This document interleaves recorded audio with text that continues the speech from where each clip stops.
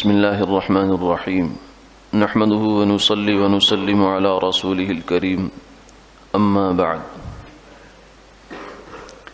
عن أبي هريرة رضي الله تعالى عنه قال قال رسول الله صلى الله عليه وسلم سأل موسى بن عمران عن الله تعالى فقال يا ربي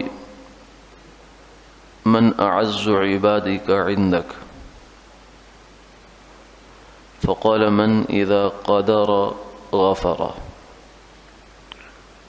أو كما قال عليه الصلاة والسلام۔ سیدنا ابو ہریرہ رضی اللہ تعالی عنہ سے مروی ہے کہ رسول اللہ صلی اللہ علیہ وسلم نے یہ ارشاد فرمایا کہ موسیٰ بن عمران علیہ السلام نے اللہ سے یہ پوچھا کہ یا اللہ آپ کے بندوں میں سے سب سے زیادہ معزز آدمی آپ کے نزدیک کون ہے؟ تو اللہ تعالیٰ نے فرمایا کہ وہ آدمی جب اسے پوری طاقت اور قدرت ہو پھر وہ معاف کر دے۔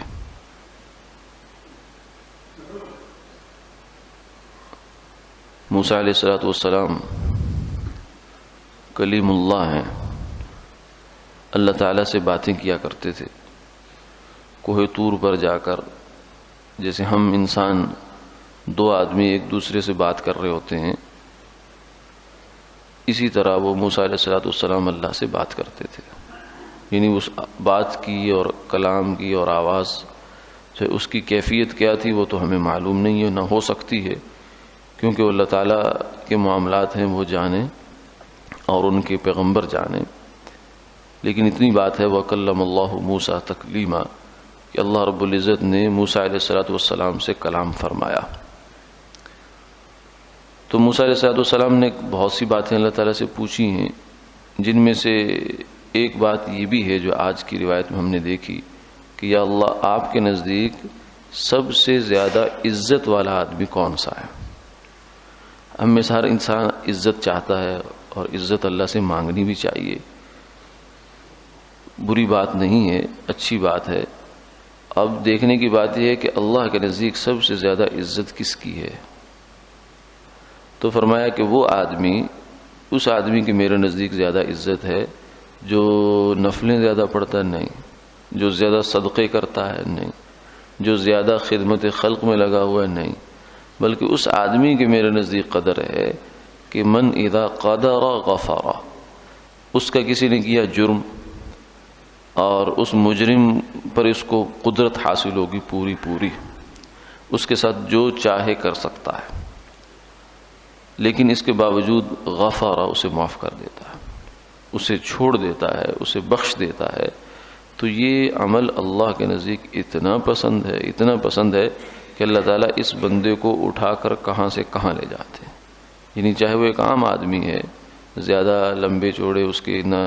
نوافل ہیں، نہ صدقات ہیں، نہ اس طرح کی اور باتیں، نہ علم اتنا زیادہ ہے، لیکن یہ عمل چھوٹا سا عمل ہے، لیکن اللہ کے ہاں اتنا محبوب ہے کہ اللہ کے نزدیک اس بندے کا خاص مقام بنا گیا ہے یہ عمل، کیونکہ اس عمل میں اللہ کی مشابہت ہے۔ تخلقوا باخلاق اللہ،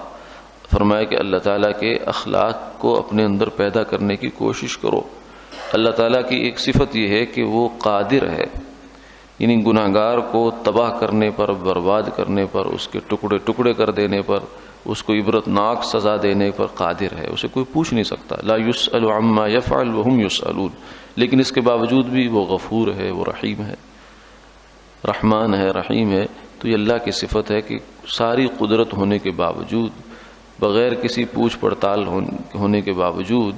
اللہ تعالیٰ بندوں کو معاف فرما دیتے ہیں۔ تو ایسے ہی جو بندہ بندوں کو معاف فرماتا ہے، اللہ کے نزدیک اس کی عزت اور قدر بہت زیادہ ہو جاتی ہے۔ تو یہ جو برداشت ہے، غصے کو پی جانا،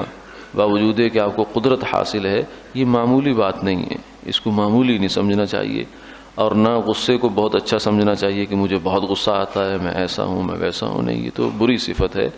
اصل صفت مسلمان کی یہ ہے والکاظمین الغیظ، جو غصے کو پینے والے ہیں، جو برداشت کرنے والے ہیں، برداشت اور حلم ایسی صفت ہے جو انسان کو کہاں سے کہاں پہنچا دیتی. اللہ تعالیٰ عمل کی توفیق